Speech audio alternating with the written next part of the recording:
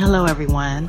Today on my Indie Artist Spotlight, I'll be speaking with one of the most well-connected independent music radio hosts in the Southwest region. Listen in as he drops some pearls of wisdom in regard to the industry. My name is Marcus Kelly.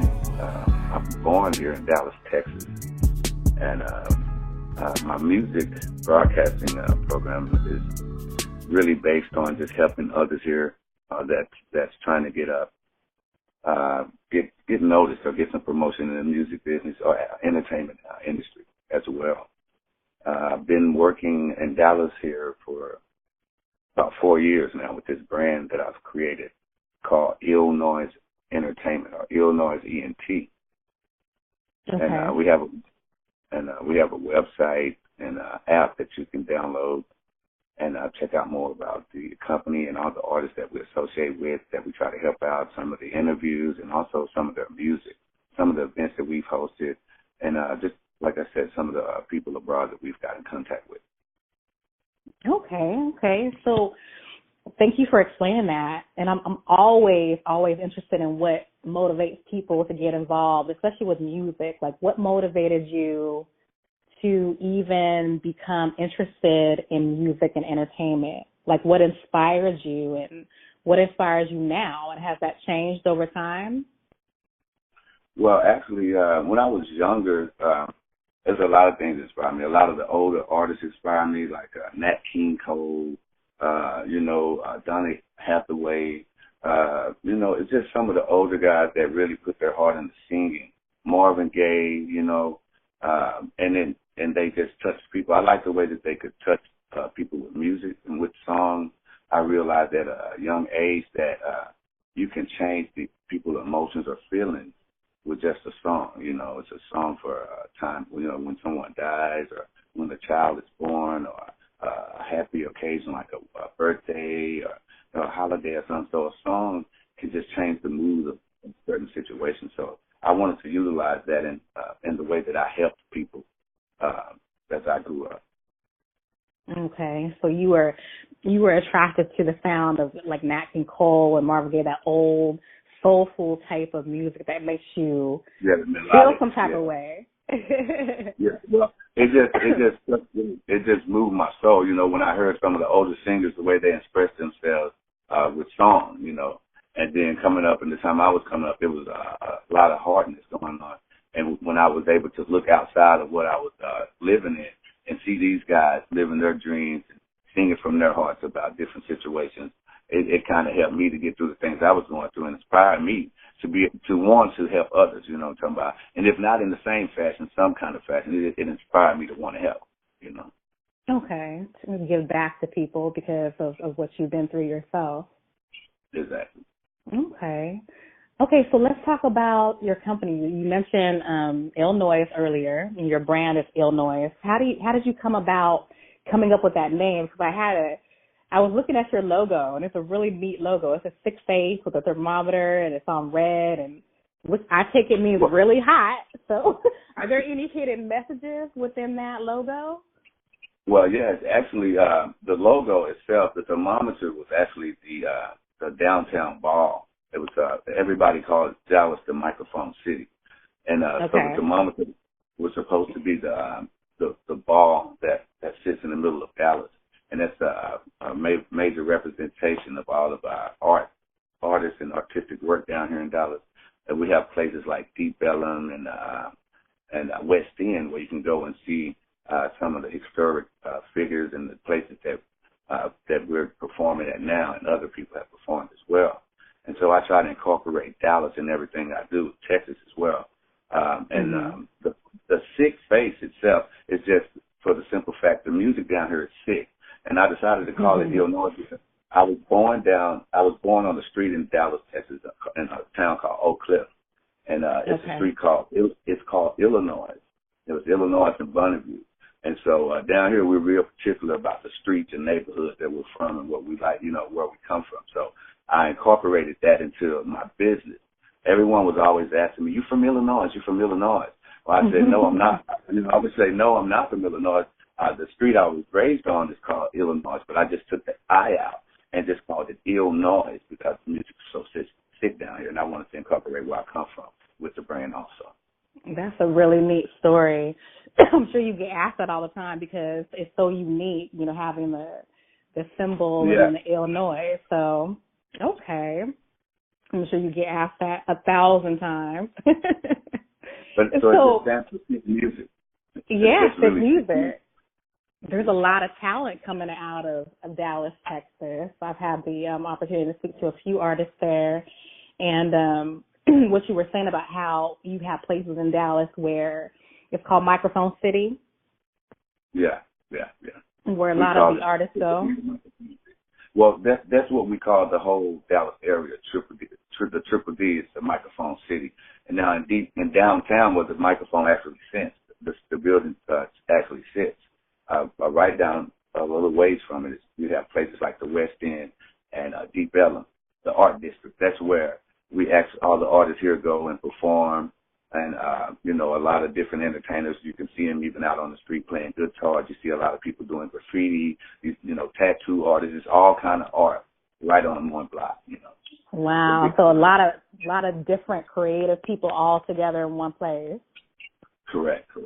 And it goes on every weekend. So it's just, you know, everybody out here trying to network and, you know, get their brand off the ground and get their music heard and, you know, their artistic, you know, to get an artistic view of what they're doing and get people to listening and looking in on what's going on in Dallas. Okay, that sounds great. Okay, so you have over 10,000 followers on the Illinois fan page. So what can your fans find out on the fan page? How will becoming a fan or even subscribing to the updates and getting, you know, messages from the people that are on the fan page, how is it going to benefit people who want to learn more about Illinois? Well, this is what I set the page up for. The people that actually go onto the page and become a member of the page, when they post their music on the page, I interact with them. If I like their music, and even if I don't like their music, I tell them that they can send the music to illinoisglobal@gmail.com. I'll put the music on my show and give the people a chance to see if they like the music or not. It's not up to my opinion. If the people like it, I'll put the song in rotation, and they're getting free promotion for the song being played on the radio show. And also, if they want to, they can also call up, get a personal interview, you know, from me or one of the other shows that's on the Illinois brand. And this is to help them with further in their career. You know, everyone that comes to my show, when they leave there, they're getting more views, they're getting more information, they're getting further in their career. I also book shows and for the artists down here. We stage events for the artists down here. I mean, everything that I can do to help these artists out is what I do. I'm affiliated with the UGK family and the Trill family and a lot of other artists and labels out here. So I try to give them the hottest artists or associate them with the hottest artists that's out here so they can go ahead and move them to a higher plateau, you know. So that's what we do down here. Okay, yeah, I had a chance to look around. Illinois Entertainment is a label. But what I started to do is I used to sing and rap and write music and produce. I still do, you know, and I got music out now with different groups and labels. I just wrote a song called What a Life that I have C. Scruggs, Corey Scruggs, one of the Dallas artists, and also Kobe Savage is another Dallas artist that's on it. But I just got Young Bleed, who was on No Limits Street there, who was Find the Master P. He's going to get on the song, and he's also going to put the song on his album, his new album, and use it as on his tour. Now because he has a song called What a Life also, so we're going to let him push that also, and then we have a lot of things going on. I have songs that I wrote with Young Muhammad called Texas Girl. That's out in circulation right now. If anyone wants to check that out, I have a song with Flotation. It's called what is the name of this song? There's so much music I have out. It's crazy. You can always get it to me, and I'll definitely put it into the written portion of the interview, because there seems like there's a lot that you're doing out there. Yeah, but that's what I'm saying. I do a lot. I do everything. You know? Well, and that's what my thing was when I got in the game. I wanted to be an entertainer, but I seen how hard it was to get heard and to get everybody to get on one accord. And there was a lot of fishy stuff going on with the producers and promoters and and it seemed like everybody was out to just take from the artists, and wasn't nobody really helping the artists. Wasn't no one getting anyone anywhere. No one was getting anywhere in this business. I set the business up, to be honest. I asked God, I said, look, Lord, I want to do something to help these artists out there. And I was like, if you show me the way and you lead the people to me, then I won't turn from you. I'll make sure that I do the best that I can to get them as much as I can, to help them to get as far as they can with the best of my ability. So he did that. He said, he gave me, he blessed me with a company name. I went up there. I just got up one day and went paid $26 or something for the brand name. Went up to City Hall, signed it, did the paperwork and everything. Then now I'm my own name, my brand owner. You know, it didn't even take nothing for me to get up. And so I went up and did that. Then I started putting my foot forward. And I was like, what should I do? You know, he's like, well, first you got to learn how to run a business. You know, so I started hanging around people that had their own business, you know, and started picking up from them and asking questions and, you know, getting information. And then in the field that I wanted to go to, I wanted to do radio. You know, so I started I got my own radio show at a station, you know, and then I started working that out, seeing how it goes. And I just started from scratch. I didn't know nothing. I was scared to get on the microphone. Half of the time I was scared to interview the people. You know, I didn't know what to do, but I just did it. I knew that if I didn't do anything, nothing was going to ever happen, you know. Oh, yeah, absolutely. So I just started doing stuff. You know, I just started doing what my heart desired. And so, and then when I just did a little bit, God just started doing the rest, you know, and just people started listening in and tuning in. And so he finally gave me the courage to move out on my own. I got my own building, started, you know, doing my own promotions, doing everything that I had to pay someone to do. I started doing it myself. I learned it myself. I went and bought the equipment. I put the time in, and I started, you know, training myself to do it. You know, Google, YouTube is crazy. You know, it's amazing how much. Over the internet. Right. There's no excuse really to be ignorant in today's society, because there's a world full of information. And I like that you said that, you know, you didn't get anything from anybody. You did everything on your own. You had that drive and that internal spirit that told you, you know what, let me go out and get this on my own. So you decided to learn on your own. You decided to go and research on your own. And the more you did for yourself, the more things came to you. Yeah, exactly. And that's what I try to tell you guys, because nothing's going to just come to you. Everyone wants it just to come to you, or they want you to give it to them like the world owes them something. But the world don't owe you anything. We all were born with the same thing, the same ability to get out and create our own destiny. But we get so comfortable in the predicaments that we are, you know, that we don't want to move. It's no one's fault but ours, you know. It's not our mom and dad's fault. You know, it's not our mom and dad's fault that we're in this world, because it wasn't their fault that they was in the predicament that they were in. So we can't hold no one accountable but ourselves. So now that we know that, we got to do what we got to do to maintain and survive in this world. And being that everyone has come from a hard place, you know, that majority black, then they're born with that I got to defend myself and get over type of mentality, you know, by any means necessary mentality, you know, and then they make it hard for people to trust it. So that you know, once we get out of that circle of or that box of just thinking that the world owes us something, or that everyone's out to get us, then we can move forward on for what God says. Get outside of yourself. Once you stop thinking about yourself, then you can move forward on building your future or obtaining success, because success is not about you, it's about others. The more you help others, the more you get in return. And if you don't help nobody, you're not going to get nothing. And that's the thing. If you're a selfish person and you don't want to give out help, well, business is about helping others. Everybody that you come into contact with, you're helping them in some form or fashion to better themselves or to better their brand. So if you're not able to do that, then you're not going to get anywhere, you know?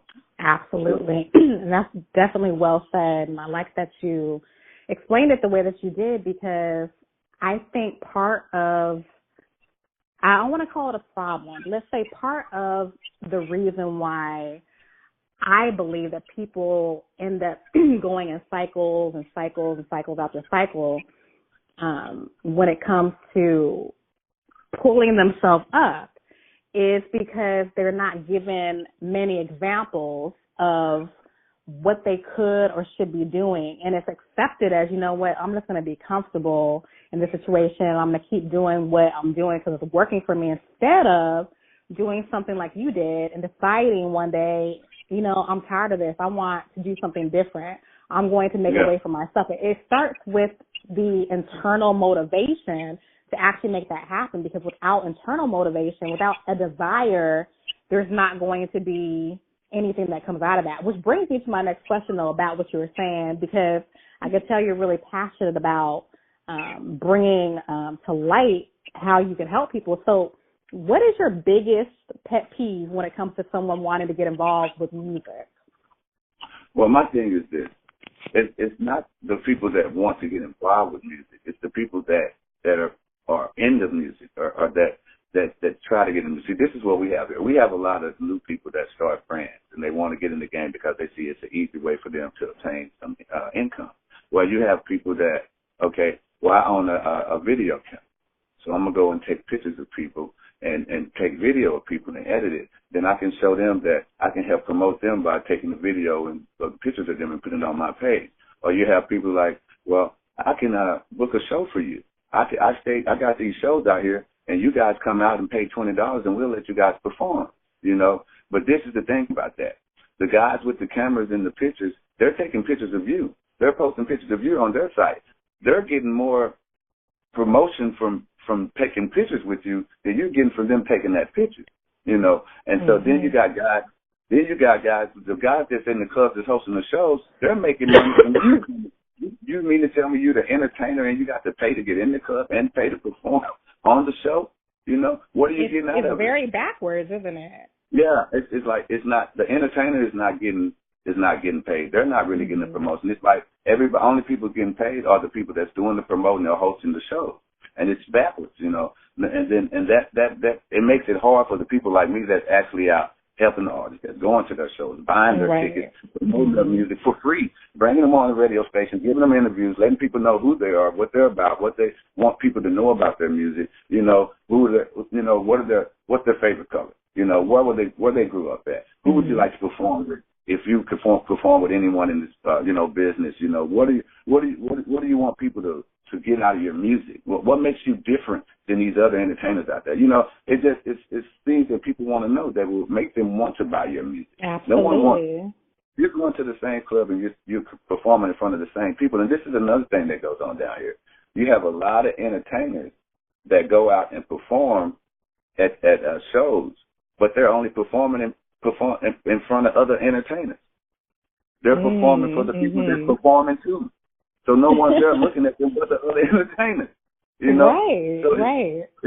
So what are y'all doing? It's wasting time. It's like you're performing for other entertainers who 9 times out of 10 don't even like you, don't even listen to your music. They're only there because they want to shine too. So and basically they're competing with each other anyway, so you can't really be promoted. You can't be promoted by somebody competing with you. You make it a competition when you bring all these artists here and there's nobody out in the crowd but the artists. Now everybody mad at each other, you know. So you have to have. I can imagine. You know. So I know people call you Marcus. You know, you're Marcus Kelly, but I noticed you have several nicknames like Black Kelly, like Black Texas, Money Belafonte. I love that one, by the way. Where did all those nicknames come about? How did they come about? Did somebody give them to you, or did you give them to yourself? Well, I'm a man of many hats, you know, and I've been in this game for a long time. I'm not just an entertainer, and not a lot of people know that about me, you know. And it's just I call myself I'm Mr. Money Belafonte. The ladies call me Nestle Snipes. You know what I'm talking about?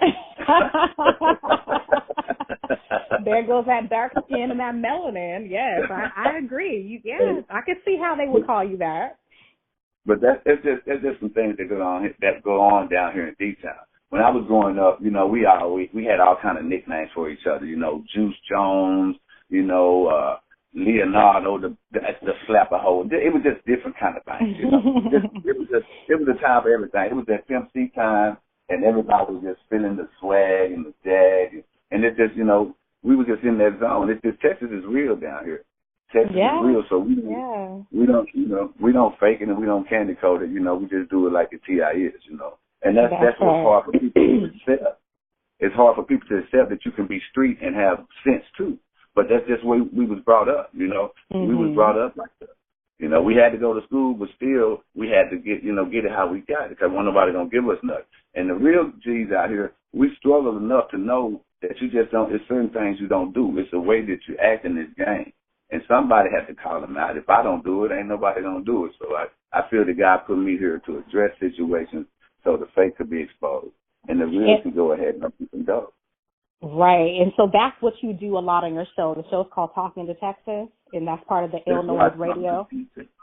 Because everything I do is called Talking to Texas. What I want to do is be direct and let people wake up to see the fault that they do. Everybody makes mistakes, but I want you to realize the mistakes that you're making and how it's hurting our city and it's hurting the game, and change that. You don't have to come to me and say you sorry, or you don't have to do nothing. Just change the person that you are on the inside so we all can be better. See, if you change yourself, then the surroundings will change, you know? Mm-hmm. You'll see the change. You don't even have to say anything to nobody. Just change your inner person. Be a better person. Do the game right. And the people around you will change. The whole situation will change. Everybody. Absolutely. And I love that you said that, because when you change the way you look at things, the things that you look at change. And that's one of the most important concepts people can get, whether they're 10 years old, whether they're 15, or whether they're 55. It doesn't matter. The way that you look at the world is kind of going to be the reflection that you're going to get back. Based on what you see is what you're going to get back, and how you view everything.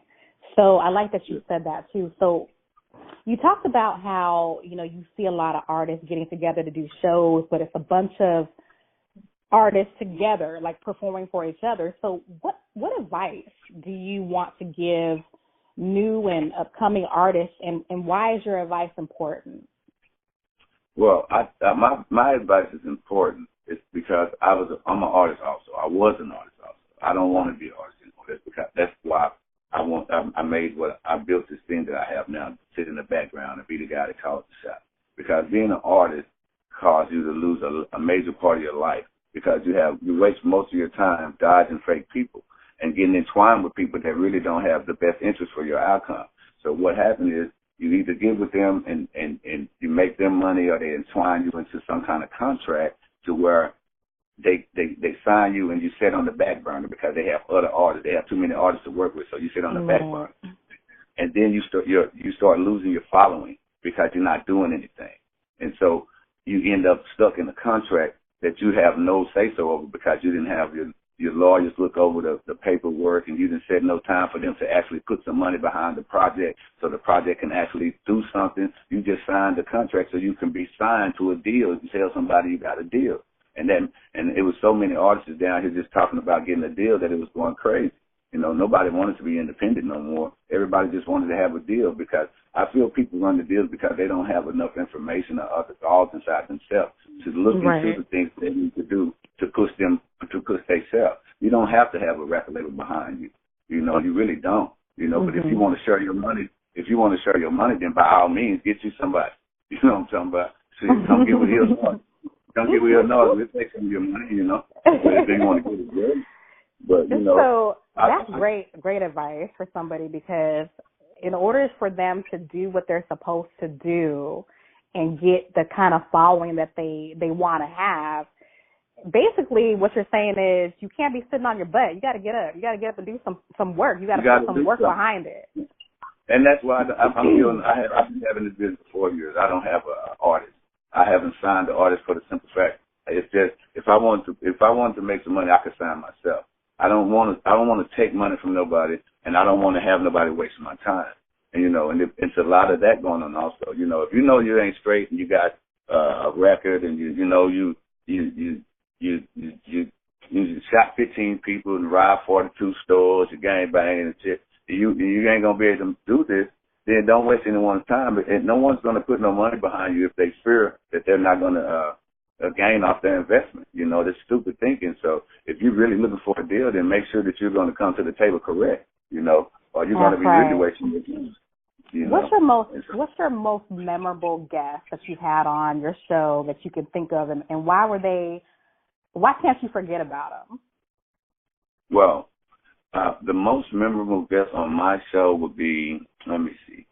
I had a lot of people on there. You've had so many people, but what is the one that just stands out to you that you you remember the most? Because there was something about them, some quality about them that you knew was unforgettable. It's this one guy from New York.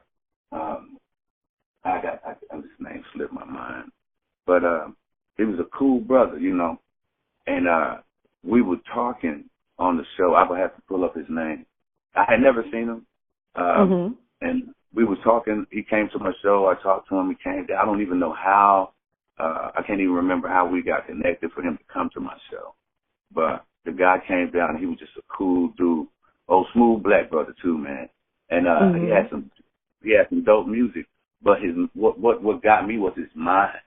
You know, his mind was awesome. You know, it was deep. You know, because it's like, you know, you don't have to know people, and you can talk to them and know, like, wow, you know, there's so much wisdom in there, man.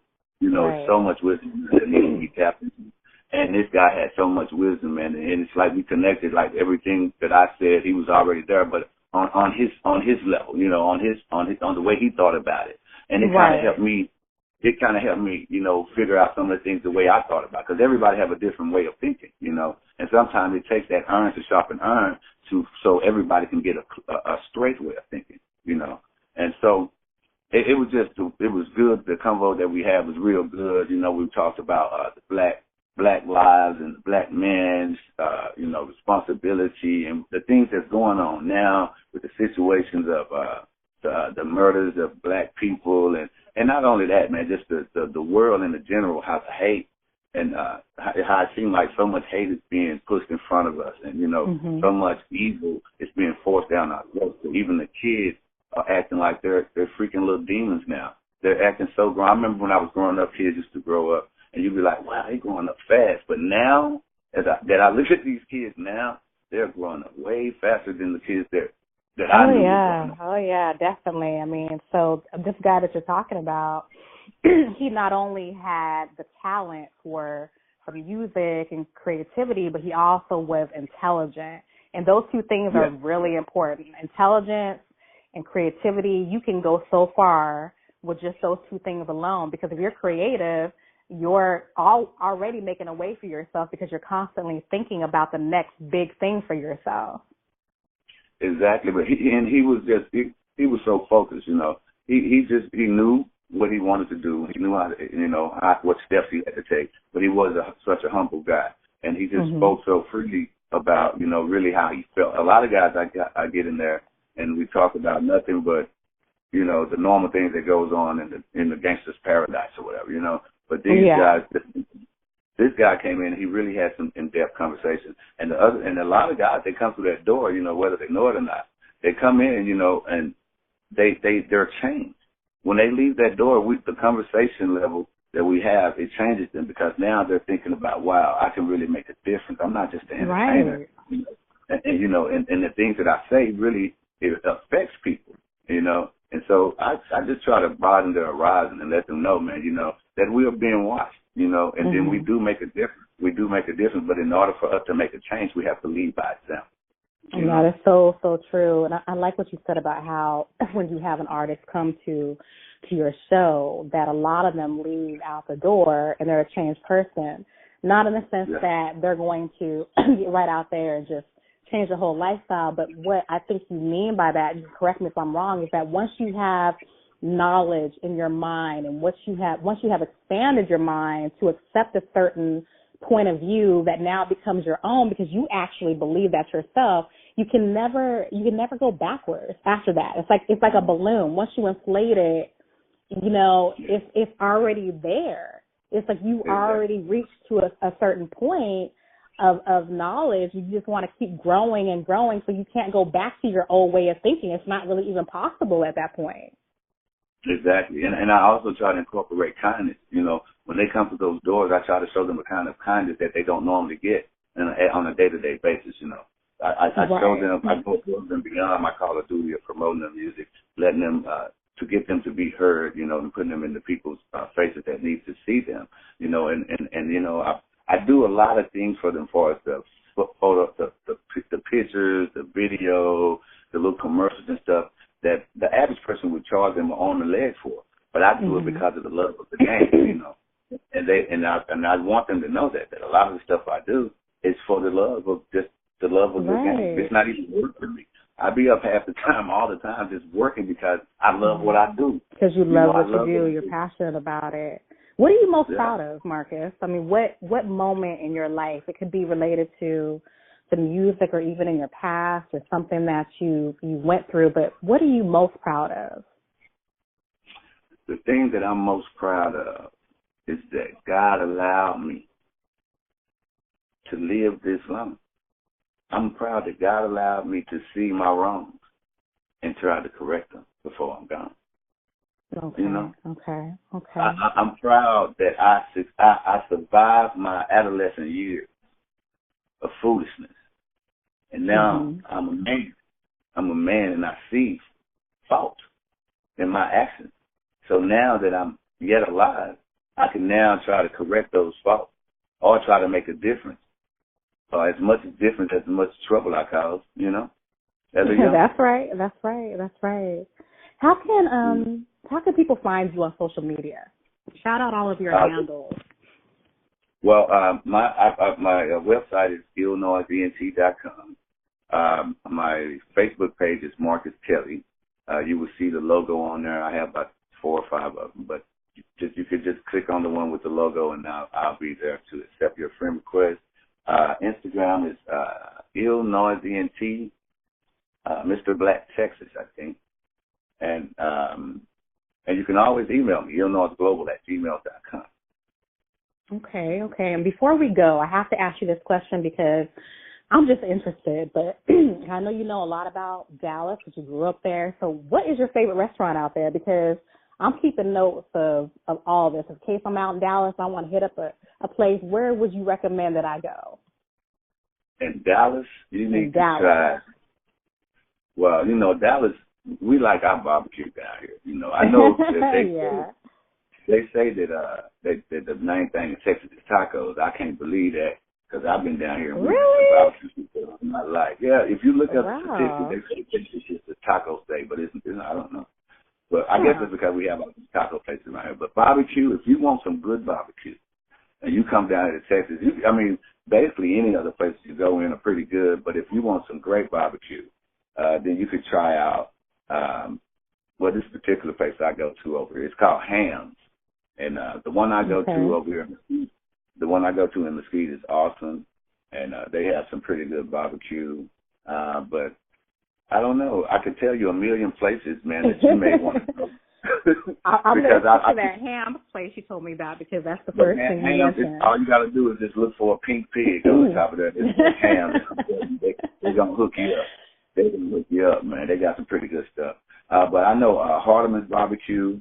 Then you could also, it's Two Partners Barbecue. I always got to give out some of my black brothers. So TD's, Two Partners, Wreckers, Hardeman's. Y'all try them out, man. They got some pretty good food there, man. Hardeman's food be so good. They be all around the corner, lined up every Sunday. Oh my God, that has to be some good food. People are actually waiting to get there or get in. You could always tell good restaurants where people will take their whole day just to get in and get some food. Man, so yeah, they stand in that line. They take one bite. They all be sleeping.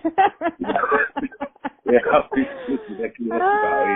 is hilarious. You know the food got to be good when you get tired if you eat. I know. Well, you know what, Marcus? It has been great having you on today. Yeah. Thank you so much for joining me. And you have so many great things going on. You're helping so many people. So I have nothing but respect for you in entertainment and what you're doing there in Dallas and all over, because I know you're touching lives and in more places than just Dallas. But that's where you're from and that's where your heart is. And I know people who are there really appreciate what you're doing and how you're giving back to the community because you're doing the best that you can and you're doing it well. So thank you so much for joining me here today. I'd like to thank Ms. Desiree Benson for showing such kindness to Illinois Entertainment Radio. I'm telling you, man, you guys got to keep your eyes on this beautiful lady, but you don't have to take my word for that. Illinois Entertainment.